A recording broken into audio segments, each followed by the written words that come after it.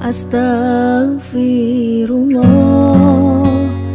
Assalamualaikum warahmatullahi wabarakatuh. Bihamdillahi wassalatu wassalamu ala rasulillah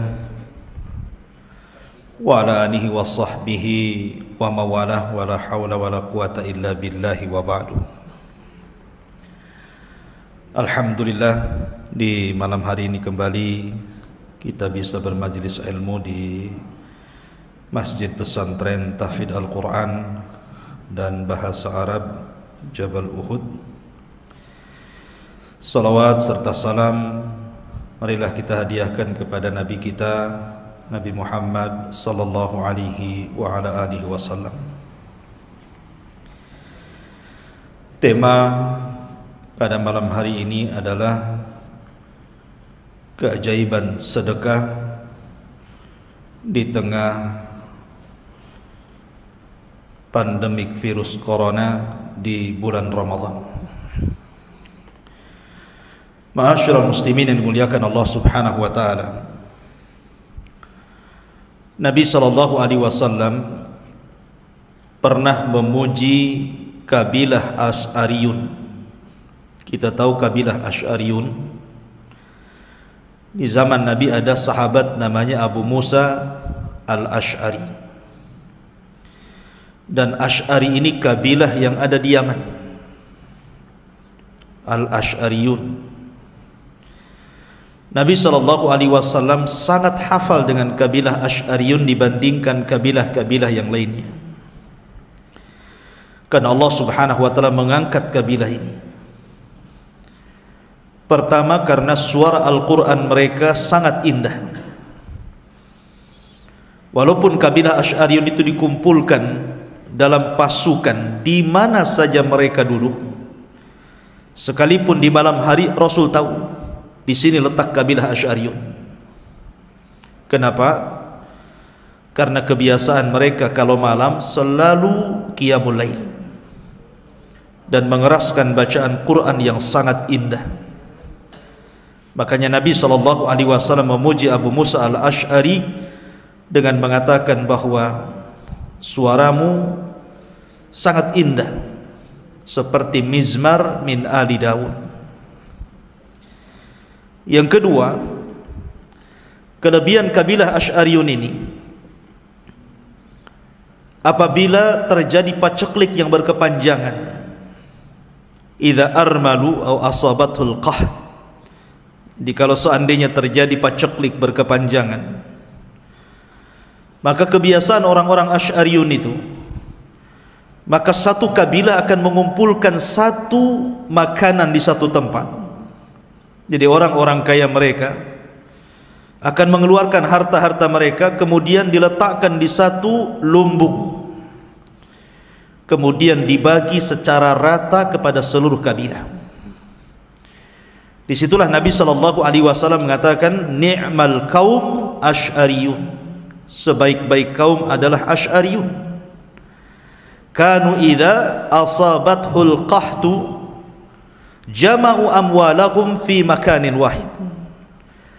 Apabila mereka mengalami paceklik hebat, musibah yang menimpa mereka, maka mereka akan mengumpulkan hartanya kemudian diletakkan di satu tempat, faqasamu bisawiyah, maka mereka akan membagi harta itu dengan cara sama rata.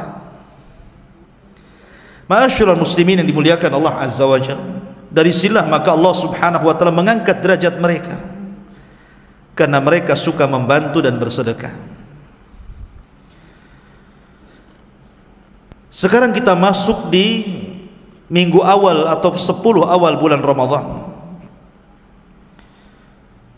Maka amalan yang paling tampak sebenarnya, yang bisa dirasakan bukan hanya oleh diri kita tetapi orang lain, adalah bersedekah. Di dalam Al-Quranul Karim Allah Subhanahu wa ta'ala berfirman, laisal birra an tuwallu wujuhakum kibalal masyriqi wal maghrib walakinnal birra man amana billahi wal yaumil akhir wal malaikati wal kitabi wan nabiyyina wa atal mala ala hubbihi dzawil qurba wal yatama wal masakin wabnas sabil was-sailina wa fir riqab. Bukanlah albir, kebaikan itu kau arahkan wajah-wajah kalian ke arah timur dan barat. Karena begini, terkadang ada orang kemudian memuji barat. Amerika itu negara yang sangat maju, negara yang berkembang, ekonominya begini-begini, bla bla bla bla, macam-macam. Ada juga yang kemudian terbalik, mereka tidak memuji barat tapi memuji timur. Oh, Cina itu seperti ini, seperti itu, macam-macam. Maka Allah Subhanahu wa taala bantah di situ. Kebaikan itu bukan kau arahkan ke barat atau ke timur, tapi kebaikan itu adalah manakala orang beriman kepada Allah, kepada hari akhir, kepada para malaikatnya, kepada kitab-kitabnya, kepada para nabi, dan ini semua bicara tentang keimanan. Baru setelah itu Allah katakan wa atal mala ala hubbihi dzawil qurba wal yatama wal masakin wabnas sabili was-sailina wa fir riqab. Baru setelah itu Allah mengatakan, dan kebaikan itu adalah orang yang menyedekahkan hartanya kepada para kerabat dekatnya, anak-anak yatim, orang miskin, ibnus sabil, orang-orang yang meminta. Baru setelah itu Allah mengatakan wa aqamas shalah, kemudian menegakkan salat.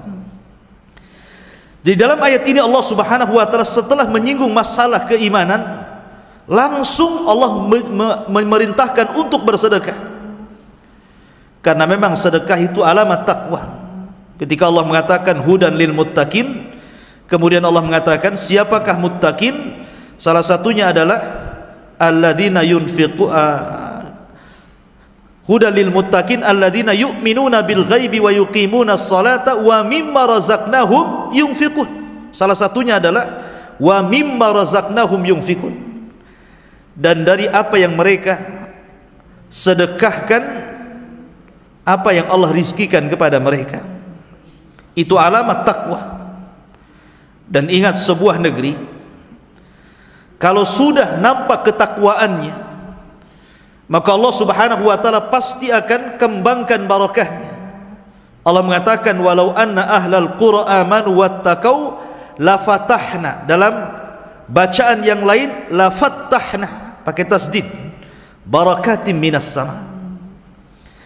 Kalau seandainya penduduk negeri ini beriman dan bertakwa, lafatahna, kami akan buka sesuatu yang dibuka sebelumnya tertutup, kemudian dibuka.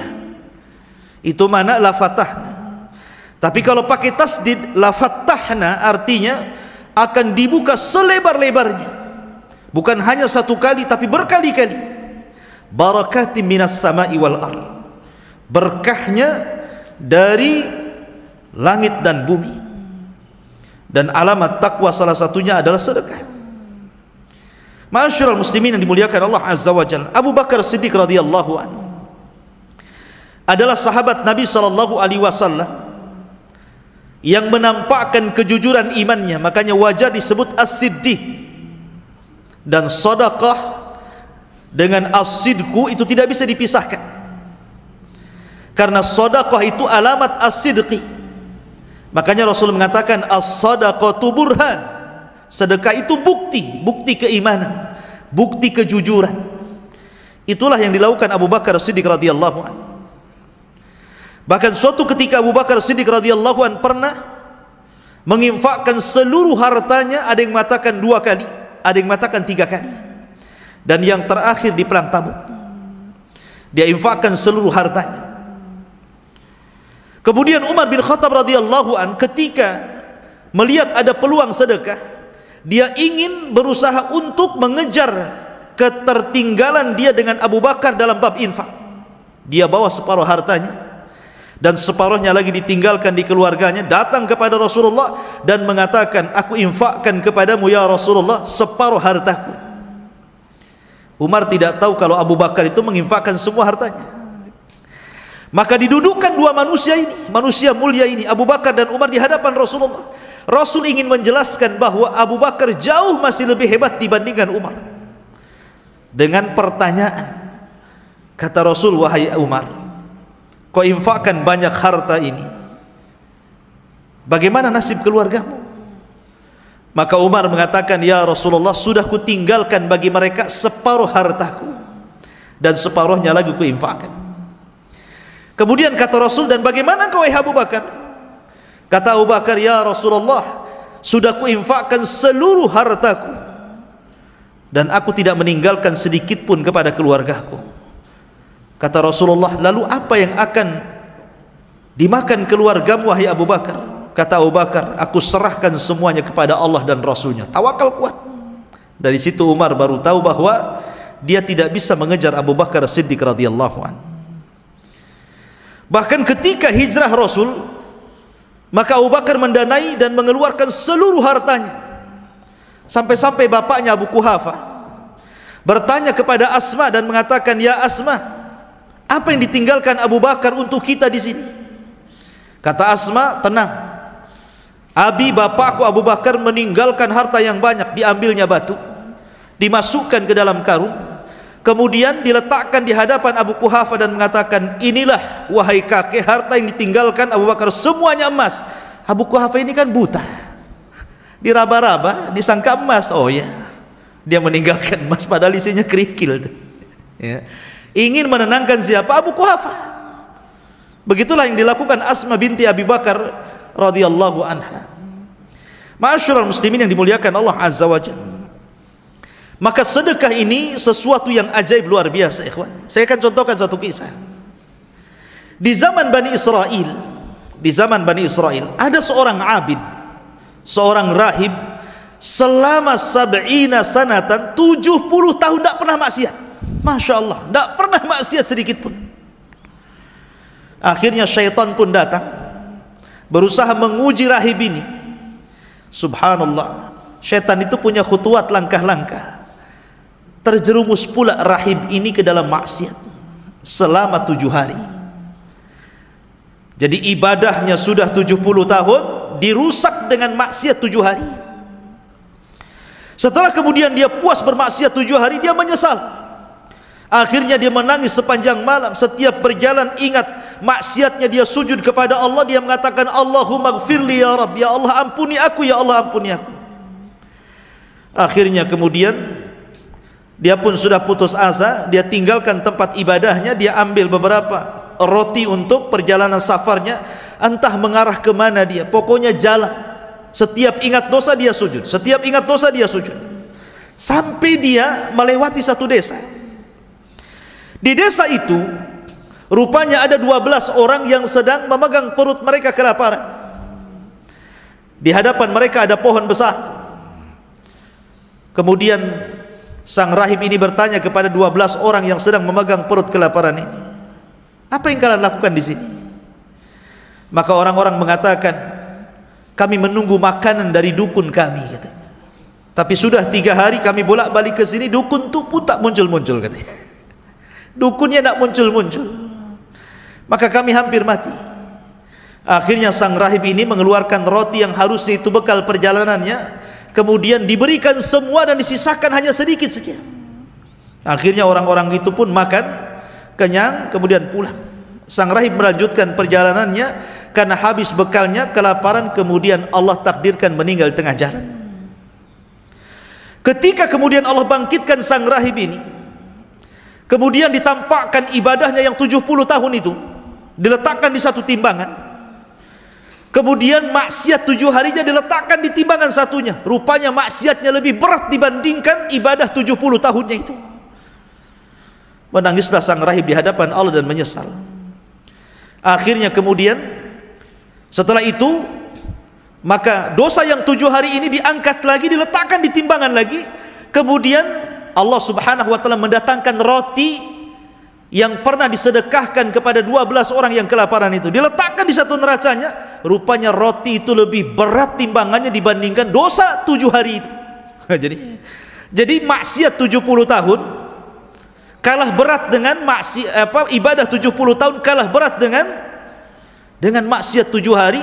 Tapi maksiat 7 hari kalah berat dengan roti sedekah yang diberikan kepada fuqara wal masakin. Ini keajaiban sedekah. Ya. Ma'asyiral muslimin, seperti itulah Allah Subhanahu wa taala menilai sebuah sedekah. Makanya ketika dijelaskan dalam kitab Sahih Muslim, ketika ada anak muda berjalan di galengan sawah, mungkin bahasa kita ini, tiba-tiba dia melihat ke langit ada awan hitam. Di balik awan itu ada suara. Suara itu memanggil-manggil dan mengatakan, iski hadiqata fulan, iski hadiqata fulan. Hujani kebunnya si fulan, hujani kebunnya si fulan. Kagetlah orang ini, kok bisa ada awan hitam bisa bicara. Diikuti awan itu. Kemudian awan itu rupanya berdiri tepat di kebunnya si fulan, kemudian hujan. Sampai akhirnya selesai hujan, anehnya airnya tidak membasahi kebun di sekitarnya, hanya kebun satu petak itu saja. Dan disebutkan dalam Sahih Muslim. Kemudian anak muda ini penasaran, kok bisa awan itu hanya menghujani satu petak itu, sementara kiri kanan depan belakang kok nggak kehujanan gitu ya. Sampai datang pemilik kebun, kemudian dia mengatakan, fulan, siapa namanya? Kata pemilik kebun, nama saya Anu si Anu, Anu bin Anu gitu ya, fulan bin fulan. Kaget dia, kenapa? Karena nama dia persis seperti yang disebut-sebut dari awan, iski hadiqata fulan, hujan di kebunnya si fulan, namanya sama. Kemudian dia mengatakan, apa yang kau lakukan dengan ladangmu ini? Pemilik kebun heran dan mengatakan, kenapa kau tanya soal ladangku? Dia mengatakan, tadi aku melihat peristiwa yang aneh diceritakan begini. Akhirnya dia mengatakan, wallahi wahai fulan, sesungguhnya setiap aku memanen dari kebun ini, ku bagi menjadi 3 bagian. Sepertiga ku berikan kepada keluargaku untuk makan, sepertiga dikembalikan ke ladang, dan sepertiganya lagi ku sedekahkan. Keajaiban sedekah, ya, luar biasa. Ya. Kemudian juga kisah yang pernah saya ceritakan kepada antum ketika saya bercerita kepada antum tentang kisah biografi Imam Hakim. Imam Hakim ini punya luka di wajah, bertahun-tahun tidak sembuh. Akhirnya kemudian datang kepada Imam As-Sabuni, pemilik kitab Aqidah Ashabil Hadis. Ketika itu Imam Sabuni sedang ngaji seperti ini. Imam Hakim datang dan meminta fatwa kepada Imam As-Sabuni, ya Imam, saya punya luka di wajah dan di beberapa badan saya sudah berobat ke sana kemari, tidak kunjung sembuh. Kata Imam As-Sabuni, baik, kita akan doakan untuk saudara kita Hakim, mari kita berdoa kepada Allah semoga Allah sembuhkan penyakitnya. Setelah bubar pengajian itu, rupanya di antara jamaah pengajian ada ibu-ibu yang kemudian malamnya bermimpi. Dalam mimpinya berjumpa dengan malaikat, dan malaikat ini berpesan, bilang sama Hakim agar dia menggali sumur, kemudian sedekahkan dengan airnya. Maka kemudian setelah terbangun, dia cerita besoknya kepada Imam Sabuni, ya Imam, semalam saya bermimpi berjumpa dengan malaikat. Malaikat berpesan, katakan kepada Hakim, gali sumur, sedekahkan airnya, karena ketika itu musim kemarau. Akhirnya Imam Sabuni menyampaikan kepada Imam Hakim, Sahibul Mustadrak. Kemudian Imam Hakim pun betul-betul menggali sumur, kemudian menyedekahkan airnya. Selang beberapa waktu sembuh penyakitnya. Kata Rasulullah, tadawau bis sadaqah, berobatlah dengan sedekah. Dan afdalus sadaqah sakyul ma, seutama-utama sedekah adalah sedekah dengan air. Ma'asyiral muslimin yang dimuliakan Allah Azza wa Jalla.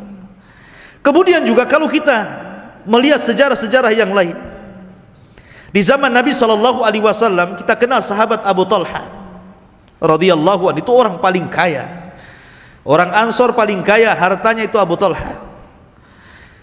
Dia punya tanah itu di samping Masjid Nabawi. Di situ ada sumur namanya sumur Bayruha. Tanahnya Bayruha, ada sumurnya. Rasul suka ke kebun itu dan wudu di sumur itu. Ketika turun ayat lan tanalul birra hatta tunfiqu mimma tuhibbun, kalian tidak akan sampai kepada level albir sampai kalian bisa menginfakkan harta yang kalian suka, yang kalian cintai.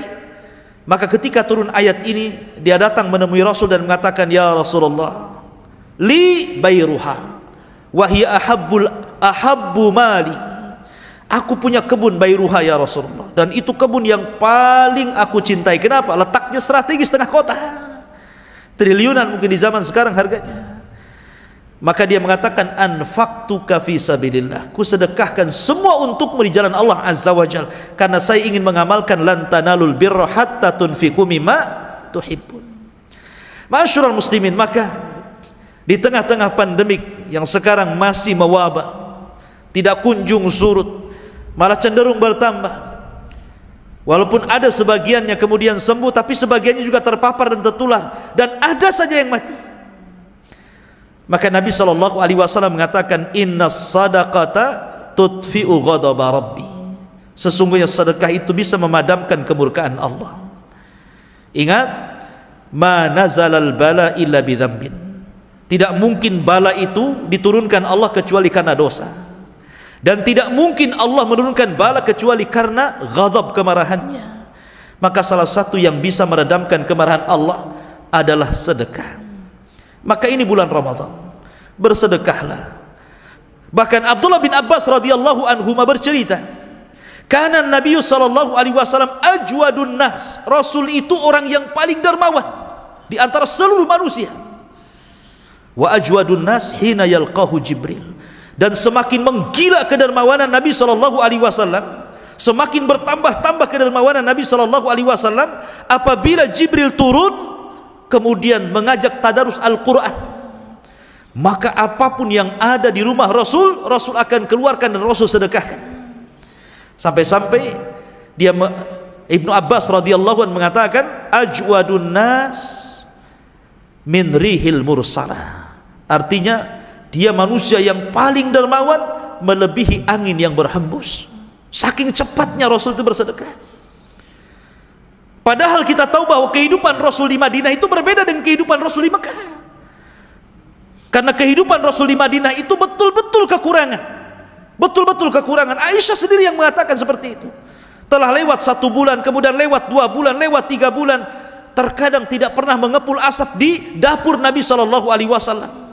Kami hanya memakan aswadan, kurma dan air putih. Bahkan Abu Bakar dan Umar pernah melihat Rasul mengikat 2 batu di perutnya. Tapi walaupun demikian, Nabi tetap saja orang yang paling dermawan walaupun dalam kondisi susah.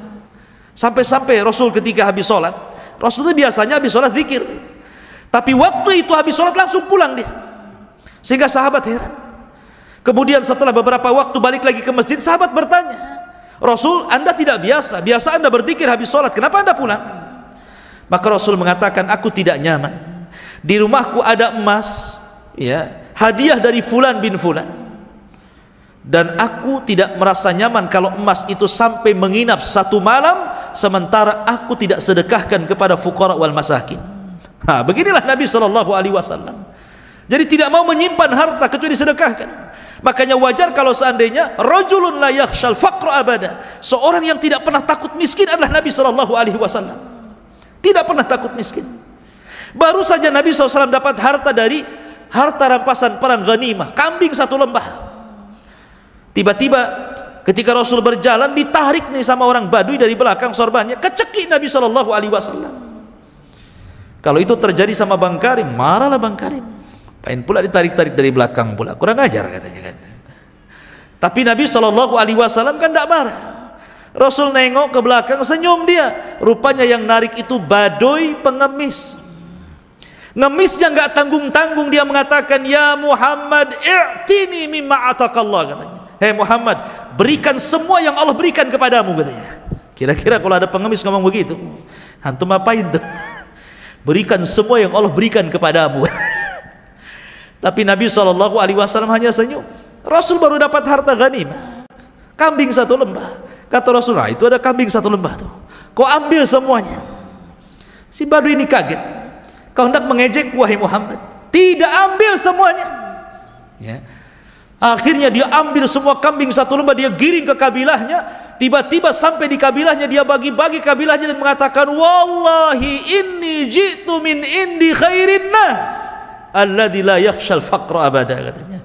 Demi Allah, aku baru saja menemui manusia terbaik di jagat raya ini, seorang laki-laki yang tidak pernah takut kefakiran sedikit pun. Akhirnya dia mengatakan, asyhadu an la ilaha illallah wa asyhadu anna muhammadar rasulullah, masuk Islam, ya kan? Terkadang hidayah itu karena dikasih duit. Makanya lihat orang-orang misionaris itu, Memurtadkan orang Islam itu dengan apa? Dengan duit kan begitu. Makanya saya ingat kawan, saya dulu punya kawan orang Patani, Thailand. Waktu saya masih di Singapura. Dia sudah mengislamkan ribuan orang di pedalaman Malaysia dan perbatasan Thailand. Ya. Jadi saya tanya, antum mengislamkan orang itu macam mana? Hebat sekali, padahal dia bukan punya kelulusan luar negeri, tidak. Tapi Allah berikan kecerdasan bisa mengislamkan orang pedalaman. Dia bilang, Ustadz, saya mengislamkan mereka dengan kartu nama.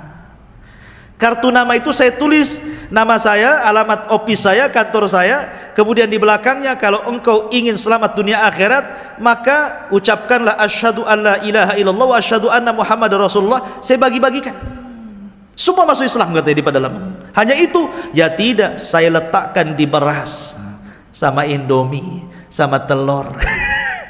Jadi karena setiap masuk ke hutan, kalau dia datang saja, semua orang-orang dalam itu datang.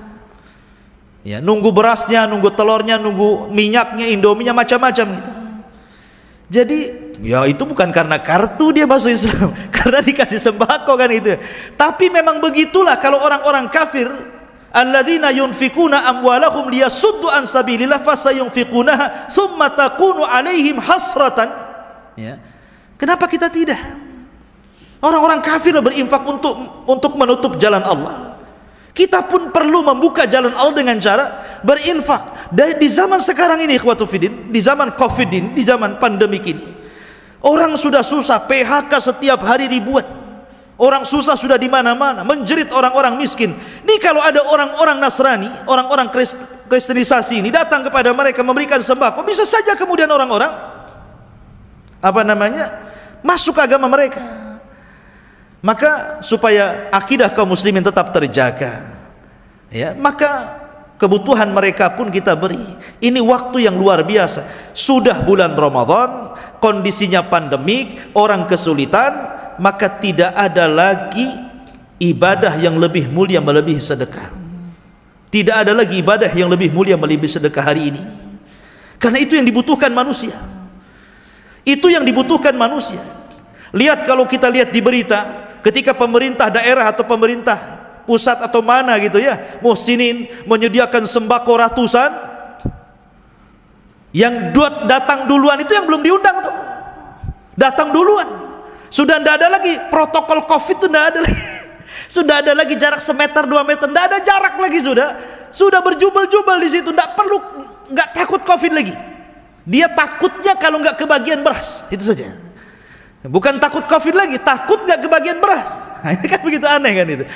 Padahal kalau seandainya dia tidak kebagian beras, ya, dia mungkin masih bisa makan, masih bisa bertahan hidup. Loh, kalau kena Covid, hitungan hari bisa mati dia. Tapi sudah nggak peduli lagi dengan Covid orang ini. Dia sekarang peduli dengan perut.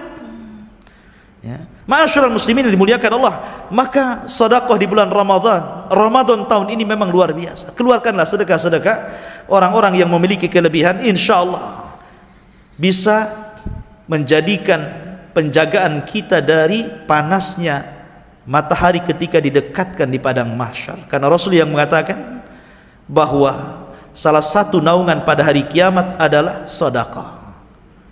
Salah satu naungan itu bukan hanya arasy Allah saja, tapi sedekah. Kata Nabi SAW ketika menyebutkan, sab'atun yudhilluhumullahu fi dhillihi yauma la dhilla illa dhilluh. 7 golongan yang akan mendapatkan naungan di hari yang tidak ada naungan kecuali dengan Allah. Salah satunya apa? Seorang laki-laki yang bersedekah dengan tangan kanan, tangan kiri tidak tahu. Bukan berarti kemudian tangan kiri dikebelakangkan, tangan kanan ke belakang kayak Semar itu namanya. Bukan. Ya. Ini kinayah bahwa saking ikhlasnya, ketika dia menyedekahkan itu, dia tidak tahu berapa isinya. Ibaratnya kalau datang kotak infak itu, ambil dompet, main kerewak, kemudian dimasukkan sampai di rumah, berapa tadi uang yang masuk kotak infak gitu ya. Gitu. Maksudnya saking ikhlasnya, nggak disebut-sebut lagi. Ya. Dan itu akan menjadikan naungan. Kata para ulama, terjaga hartanya. Orang yang suka sedekah nggak mungkin kemalingan rumahnya, nggak mungkin. Orang yang sering sedekah nggak mungkin kerampokan rumahnya itu. Orang yang sering banyak sedekah tidak mungkin kena penyakit rumahnya. Karena orang yang bersedekah itu salah satunya apa? Bisa mengobati penyakit, mengangkat bala. Orang yang suka bersedekah itu terhindar dari fitnah kubur. Orang yang sering bersedekah itu akan mendapatkan naungan pada hari kiamat ketika matahari diletakkan 1 mil di atas kepala. Dan ada satu pintu di sorga itu disebut babus sedekah, pintu sedekah. Pintu sorga itu ada namanya babus sedekah, pintu sedekah. Jadi kalau kita cerita sedekah memang luar biasa. Maka ini kesempatan yang baik, ma'asyiral muslimin yang dimuliakan Allah Azza wa Jalla, tolong saudara kita yang sedang membutuhkan di tengah pandemi COVID-19 ini. Subhanakallahumma bihamdika asyhadu an la ilaha illa anta astaghfiruka wa atubu ilaik. Allahu ta'ala alam. Assalamualaikum warahmatullahi wabarakatuh.